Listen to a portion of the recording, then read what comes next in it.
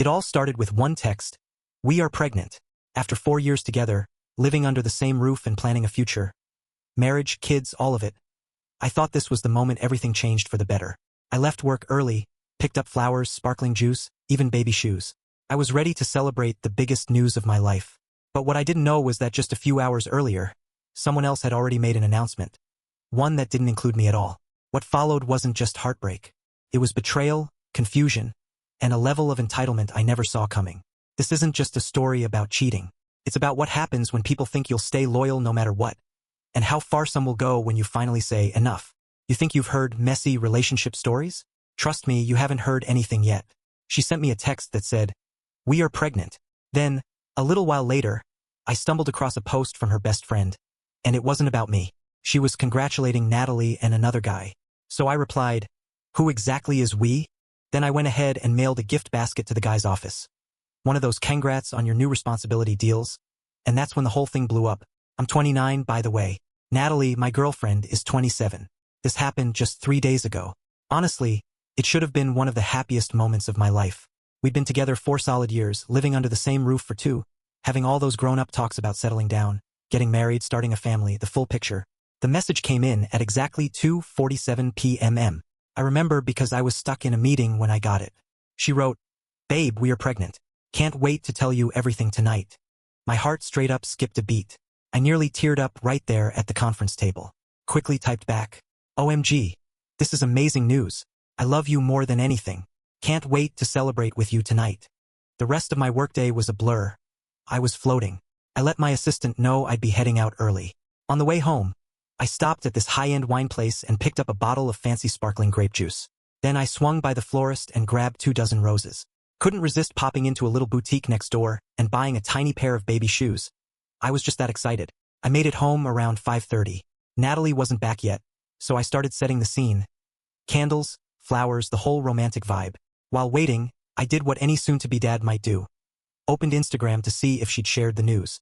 She hadn't posted anything, but her best friend Rochelle had. The post had gone up about 2 hours earlier. It was a picture of Natalie with some guy I recognized, Garrett, from her CrossFit gym. She was holding up a positive pregnancy test. His hand was resting on her stomach. Both of them were grinning like they just won the damn lottery. The caption read, "Couldn't be happier for these two. Secrets finally out. Baby Morrison arriving next summer. Natalie B. Red Heart Garrett Strong 24. You're going to be amazing parents. Love you both. Baby Morrison." Garrett's last name? Morrison. I just sat there staring at my phone like it had punched me in the face. Read the caption again. And again. Clicked the tagged accounts just to double-check it was really them. Yeah, it was them. No mistake. And there on the kitchen counter, those little baby shoes I bought. Just sitting there like a joke. I fired off a text to Natalie. "Hey, quick question. Who exactly is we in We Are Pregnant?" She read it at 5:52 p.m. Didn't write back. She walked through the door around 6:15. Took one look at the candles and flowers, and her whole face drained of color. This wasn't the joyful surprise I'd been preparing for. "You saw Rochelle's post," she said. It wasn't even a question. "Yeah," I answered. Then she broke down crying. Not the kind of tears you cry when you've hurt someone. These were angry tears. "She wasn't supposed to post that yet," she snapped. "I wanted to tell you the right way. The right way. To tell me my girlfriend is having someone else's baby?" All I could say was, "How long?" She panicked. "It's not. It's complicated." I asked again. "How long?" She finally admitted, 3 months. But I swear I was going to break it off. It just happened. 3 months. That's how long we'd been planning our trip to Spain. That's how long she'd been telling me she loved me every single night. While sneaking around with Garrett at the gym, I told her to leave. She said no. Claimed it was her apartment too. It's not. The lease is in my name. She just chips in for half the rent. She said we needed to talk about this like adults. Fine by me. Let's talk like adults. "Are you keeping it?" I asked. "Yeah," she said quietly. "Does Garrett know?" She nodded. "Yes, he's actually excited." "So, are you leaving me for him?" And that's where things got real interesting. "No," she said. "I love you. This whole thing, it was a mistake. Garrett's not like you. He's not you. You're the one I see a future with, the one I want to build my life around." I couldn't help myself. I laughed. Not out of humor. More like disbelief. "You're carrying his baby?" I said, still trying to wrap my head around it. "We can figure this out," she said. "Blended families are a thing now. It's not unheard of." You'd actually be an amazing stepdad. Stepdad. To the child she made while cheating on me. And the way she told me? We are pregnant. I told her to grab a bag and go crash at Rochelle's place. She sobbed, begged, tried to stall. But eventually, she left. All night she kept blowing up my phone, texting nonstop about how I was being dramatic, how love is supposed to overcome obstacles, how modern families look all kinds of different now. At midnight, I blocked her. Yesterday, I did something petty. Not gonna lie, it was a little immature, but also kind of perfect. I looked up Garrett on LinkedIn. Turns out he works at one of those hipster tech startups. Beanbags in the conference room, craft beer on tap, office dogs, probably a weekly gratitude circle. I sent a gift basket to the office. Not just any basket, the big one. Balloons, chocolates, ribbons, the whole 9 yards. The card read, "Congrats on the baby, Garrett. Heard the good news. You and Natalie are expecting. Wishing you all the best as you start this exciting chapter together. Take care of her. She's going to need a lot of support." The ex-boyfriend. It got delivered this morning. My phone's been lighting up ever since lunch. Apparently, Garrett hadn't told anyone at work yet. And more importantly, he had a girlfriend. Past tense. Natalie's now trying to get through to me using Rochelle's phone. Left a screaming voicemail accusing me of ruining lives and destroying an innocent man. Innocent. He knew she was with me. Her Instagram was still loaded with photos of us, couple pics, vacation snaps, anniversary posts. The whole internet could see we were together. She's coming by tomorrow to grab her stuff. Can't wait. Should be a good time. I'm still trying to wrap my head around the fact that she genuinely believed I'd stick around, play stepdad to another man's kid, while she tried to juggle both of us like some twisted domestic circus. Date 1. Wow. The level of entitlement I witnessed? Next level. Natalie showed up yesterday to collect her things, but she didn't come alone. Nope. She brought backup. Rochelle was there. So was her mom, Sandra. And the biggest surprise of all? Garrett. They all pulled up right at 10 a.m. I had already boxed up Natalie's belongings, labeled and stacked neatly by the door. I was planning on a quick, no-drama handoff. Instead, what I got felt more like an ambush. Sandra wasted no time. She looked at me with this fake sweet smile and said, "Now listen, sweetheart. I know you're hurt, but throwing away 4 years over one little mistake? That's not the man I know you to be. A little mistake. Getting knocked up by someone else isn't a spilled drink. It's not oops, I bought the wrong milk. It's a full-blown betrayal." Still, I kept my cool. I said, "Sandra, her things are ready. She can take them and go. We're not having a conversation." Then Garrett decided to step in. This walking CrossFit ad, wearing gym-branded everything like he lives in a protein shake. "Bro, we need to talk," he said. "Man to man, bro." "Really?" I said. "Actually, we don't. Just grab the boxes and leave." "Look, I get it. You're mad.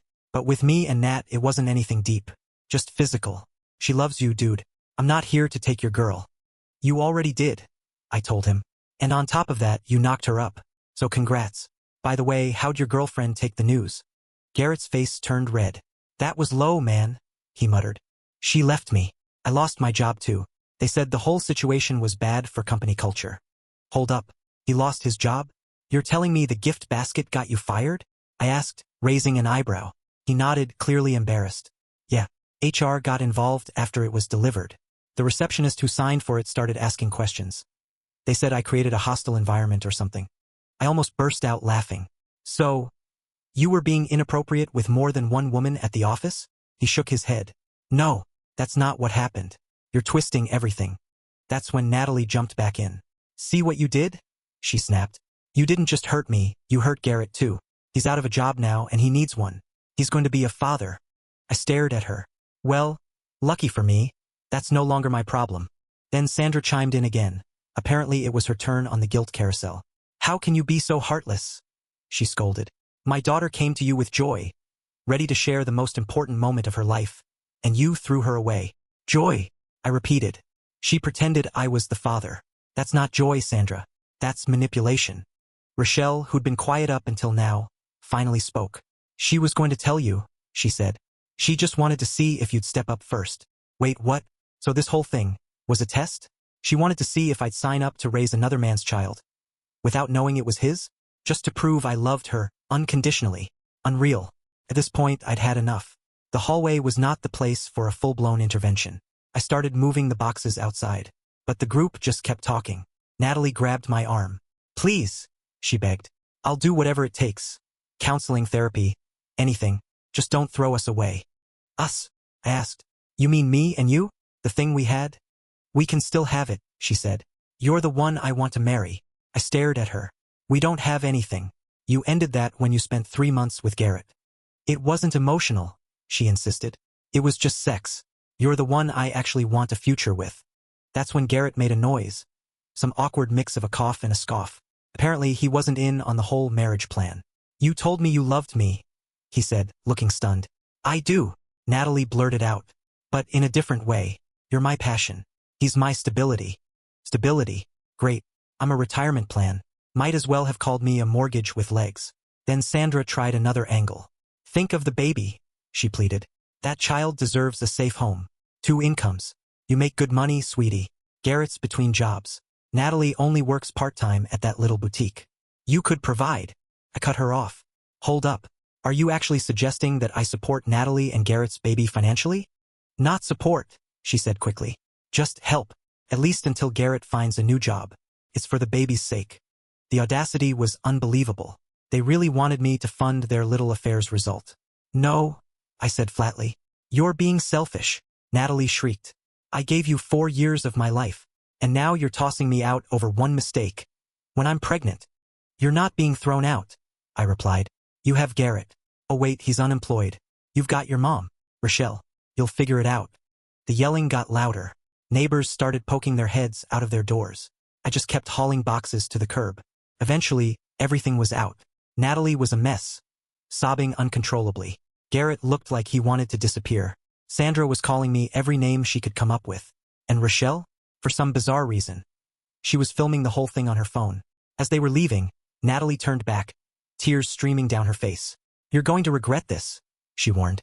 One day when you're alone, and I have a beautiful family, you'll see what you gave up. I shook my head. I didn't give up anything. You threw it away. Good luck. Later that night, I got a text from a number I didn't recognize. It was Garrett.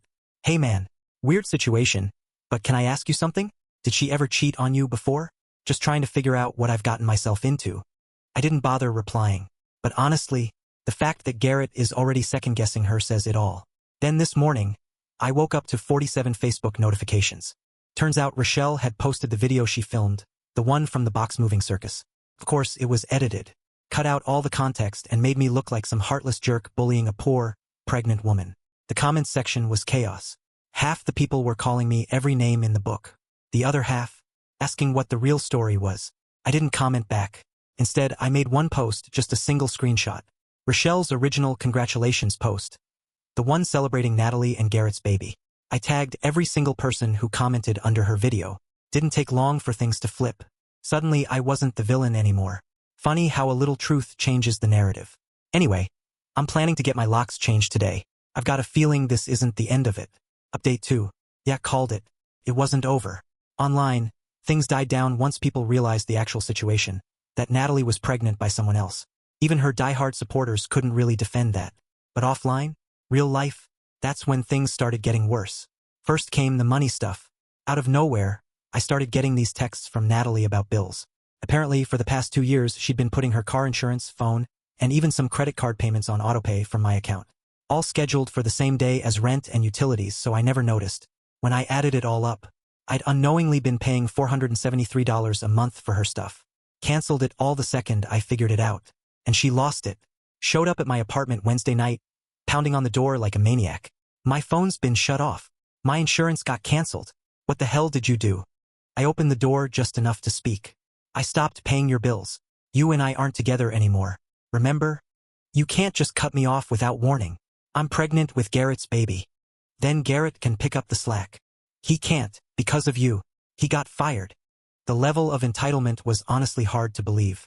According to her, I was somehow responsible for her cheating, her getting pregnant, her personal expenses, and Garrett losing his job. I told her to leave before I called the cops. She stormed off, but not before screaming over her shoulder. You'll regret messing with a pregnant woman. Yeah, okay. Then came Thursday, and I found out what she meant.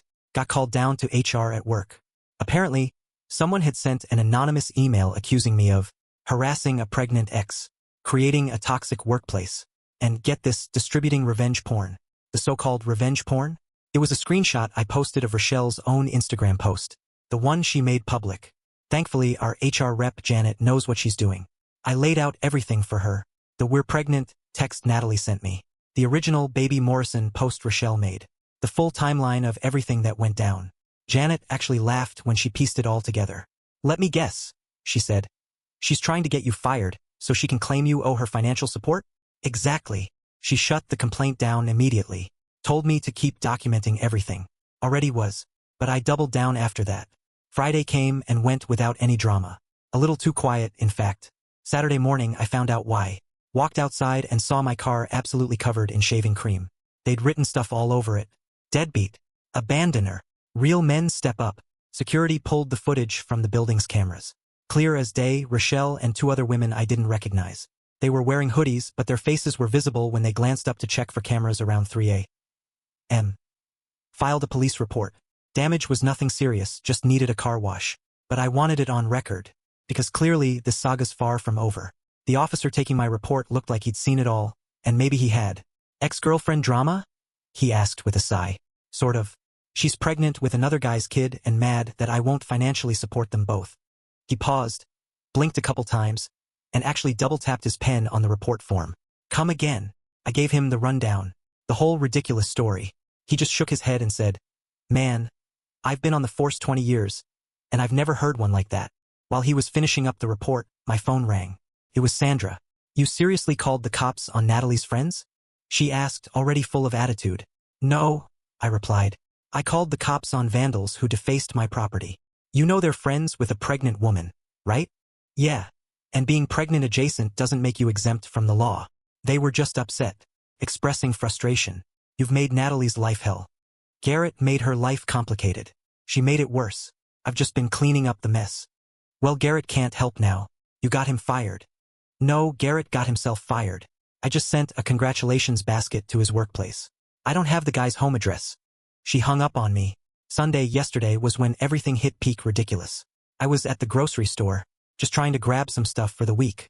And who do I see? Right in the next aisle. Natalie, very visibly pregnant now, standing there with Garrett, pushing a cart. I tried to backtrack and head the other way, but she spotted me instantly. Came straight over, Garrett tagging along, awkward as ever. "This is what you've reduced me to," she said, almost whispering but full of venom. "Shopping at bargain stores because I can't afford real food." Side note, it was just a normal grocery store. Nothing discount about it. "Natalie, please," I said. "Just leave me alone." She stepped closer. "Look at me. Seriously, look. I'm pregnant and buying generic brands. Because you abandoned me." A few shoppers nearby were now watching. I stayed calm. "You're not my responsibility," I said. "You're pregnant by him." I pointed at Garrett. "You chose him. I didn't abandon you. I removed myself from a lie. You told me you'd love me forever. And you told me you'd be faithful. Looks like we both broke promises." Finally, Garrett decided to say something.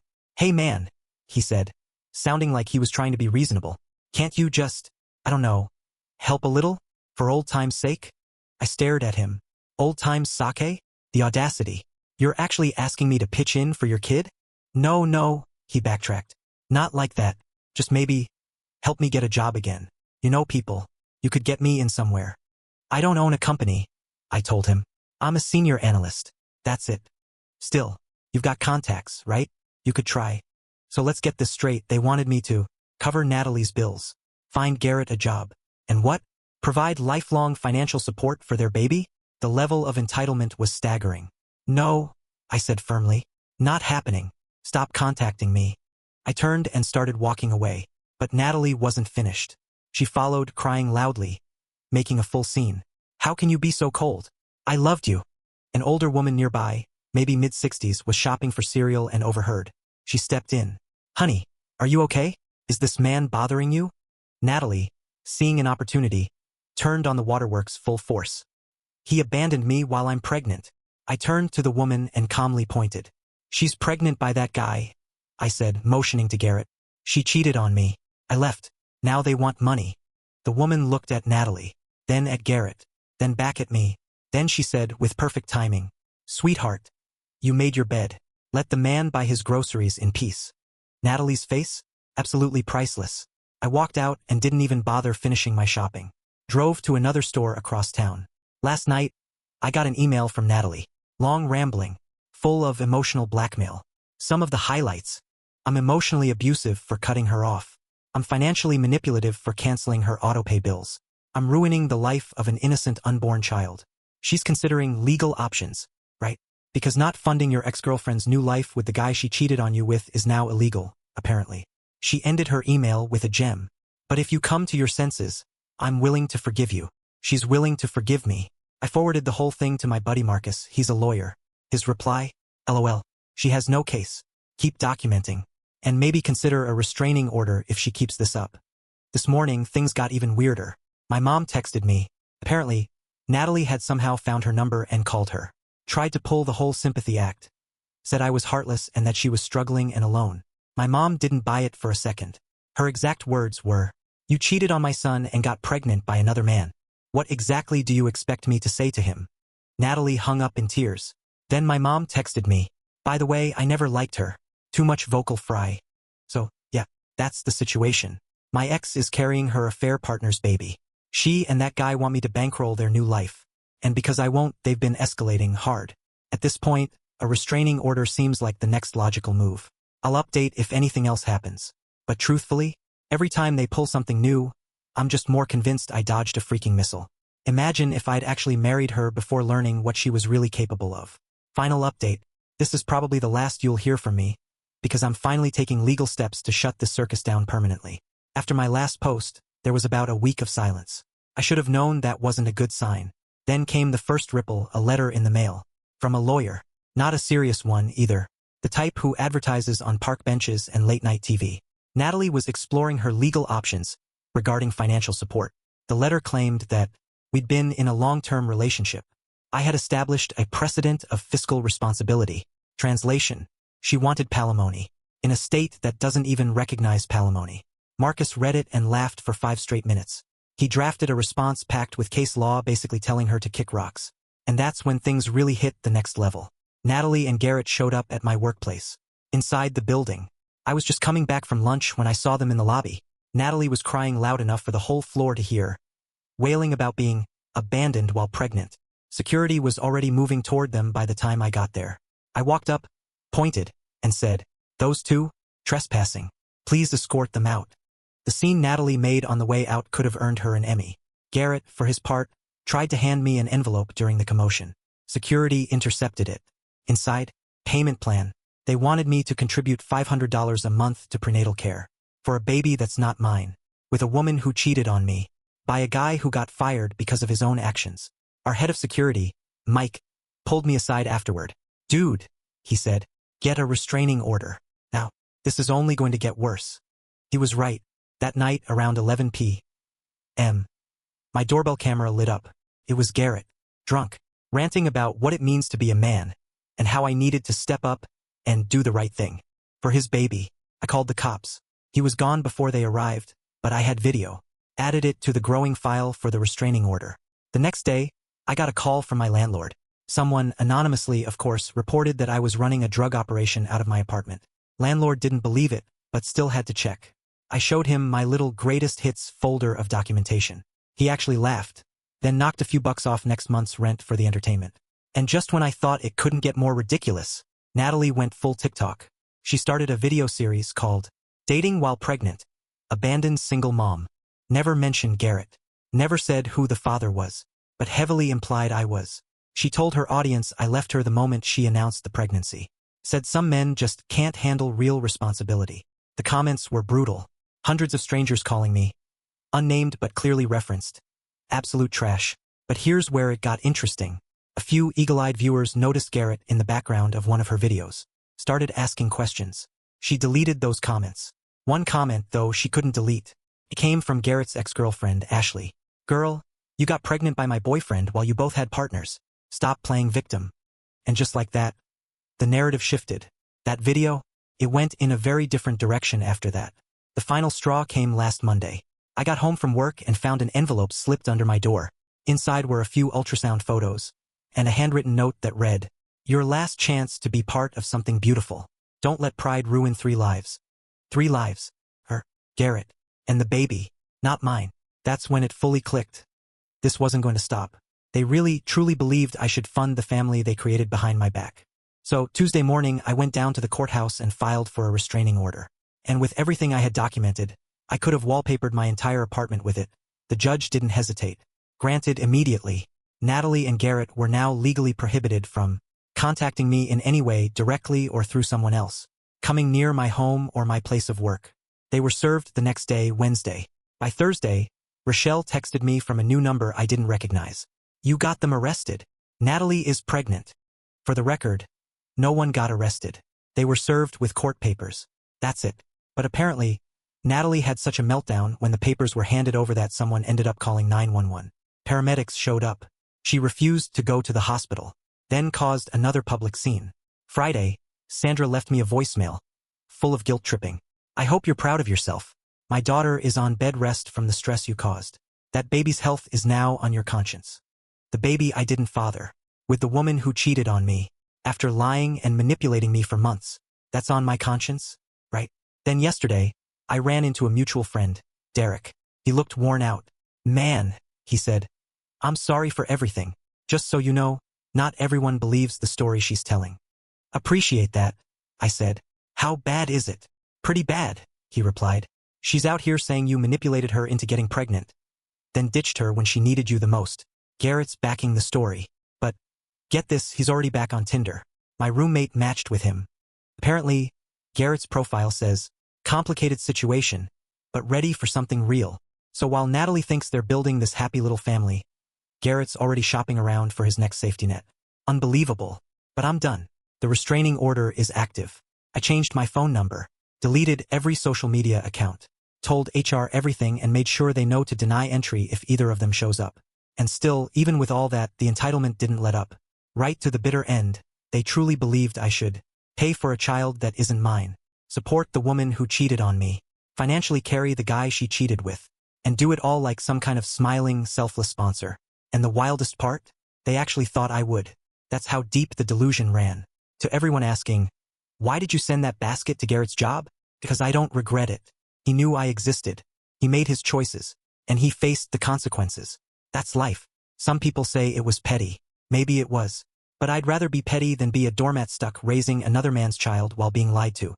Natalie wanted it all. The stable guy with the paycheck and the excitement of her gym fling. When it blew up in her face, she tried everything. Guilt, manipulation, public shaming, to rope me back in. She found out that actions have consequences. Garrett learned that cheating comes with a price. And both of them discovered that I'm not a human ATM with emotional support features. I've moved on. Dating isn't a priority right now, but I've been in therapy, working through everything she put me through. Picked up a new hobby, woodworking. Turns out it's therapeutic as hell. Even got a promotion at work. Apparently, keeping meticulous documentation of a personal disaster really impressed upper management. And honestly, I feel better than I have in years. Because sometimes, the best revenge isn't plotting or scheming. It's just refusing to be anyone's backup plan, emotional crutch, or walking wallet. Natalie's baby is due in about 3 months. But that's not my circus. Not my monkeys. That's Garrett's situation now. Though, judging by his Tinder profile, Natalie might end up being a single mom after all. And that's not revenge. That's just karma doing its job. I'm out. Thanks for sticking around through this whole roller coaster. Peace.